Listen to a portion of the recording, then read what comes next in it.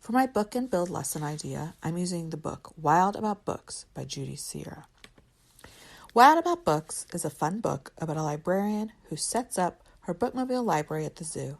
She engages the animals with her reading and then helps them pick out books and take care of them.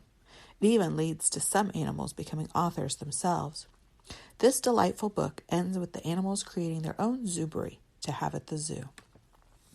This would be a great lesson to start the year with to teach how exciting it is to check out books, how to treat the books, and give students ownership in the school library, just like the animals have in theirs.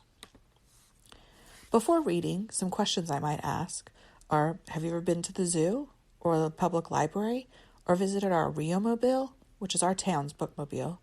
And do these places have anything in common?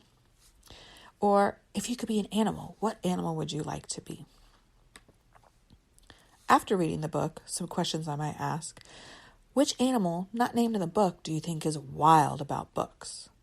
Which books do you think would be your animal's favorite? And beside a zoo, where would a new fun place be to bring the bookmobile? For the build, my kindergarten through second grade would create their favorite animal. I would supply them with colored paper, paper plates, and pipe cleaners. For my third through fifth graders, I would have them make their favorite animal as well, but they would include what their animal's favorite book would be. They could work in groups, since this build might take a little bit longer. I think the fun part would be trying to match the animal with their favorite book. I chose a flamingo whose favorite book is Pinkalicious.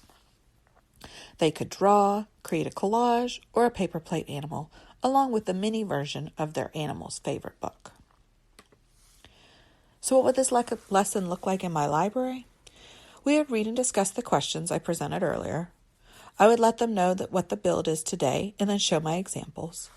And depending on the class, especially for my third through fifth grade, we could brainstorm together and talk about strategies for coming up with a book that might match an animal. With their products, I would create a bulletin board.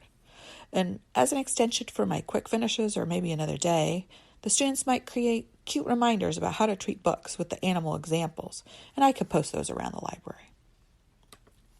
Some more extensions that I might just include in my makerspace or put out in a station could be origami, where you use folding paper, and then I'll have instruction books so they could create animals.